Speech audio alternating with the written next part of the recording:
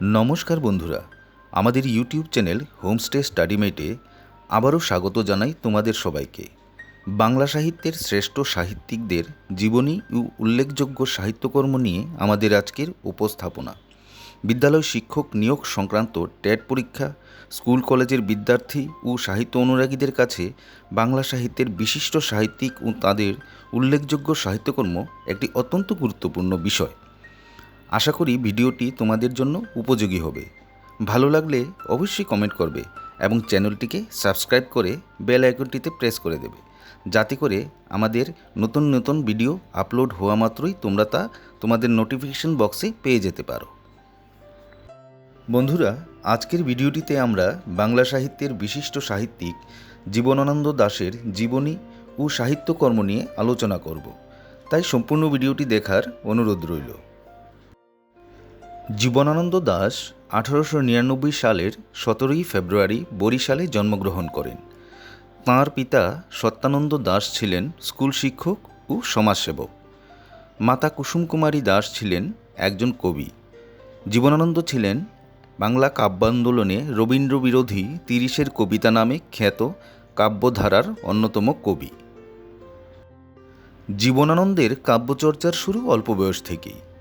স্কুলে ছাত্রাবস্থায় তার প্রথম কবিতা বর্ষ আবাহন ব্রহ্মবাদী পত্রিকায় 1919 সালের এপ্রিল মাসে তা প্রকাশিত হয়। তার প্রথম কাব্যগ্রন্থ ঝরা পালক প্রকাশিত হয় 1927 সালে। উল্লেখযোগ্য উপন্যাসের মধ্যে রয়েছে মাল্যবান, সুতীর্থ, জলপাইহাটি, জীবন প্রণালী, বাসমতীর উপাখ্যান ইত্যাদি।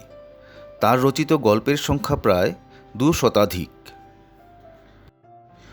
1955 সালে কবিতার কথা নামে তার একটি মননশীল ও নন্দন ভাবনামূলক প্রবন্ধ গ্রন্থ আছে।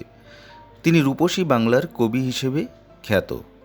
1971 সালের স্বাধীনতা যুদ্ধে সংগ্রামী বাঙালি জনতাকে তার রূপসী বাংলা তীব্রভাবে অনুপ্রাণিত করে। জীবনানন্দের বনলতা সেন কাব্যগ্রন্থ নিখিল বঙ্গ রবীন্দ্র সাহিত্য সম্মেলনে 1953 সালে পুরস্কৃত হয়। 1954 সালে 22 অক্টোবর কলকাতায় তার মৃত্যু হয়। জীবনানন্দ দাশ রচিত বিখ্যাত কাব্যগ্রন্থগুলি হল ধূসর পাণ্ডুলিপি, রচনাকাল 1936 সাল, বনলতা সেন 1942 সাল, মহাপৃথিবী 1944 সাল, 60টি তারার তিমির 1948 সালে, রূপসী বাংলা 1957 সাল, বেলা অবেলা কালবেলা, রচনাকাল 1961। বন্ধুরা, আমাদের আজকের এই ভিডিও উপস্থাপনার মধ্য দিয়ে বিশিষ্ট সাহিত্যিকের জীবনী ও তার উল্লেখযোগ্য সাহিত্যকর্ম সম্পর্কে আমরা স্বল্প পরিসরে এবং এক নজরে জেনে নিতে পারলাম। আশা করি ভিডিওটি তোমাদের উপযোগী হবে।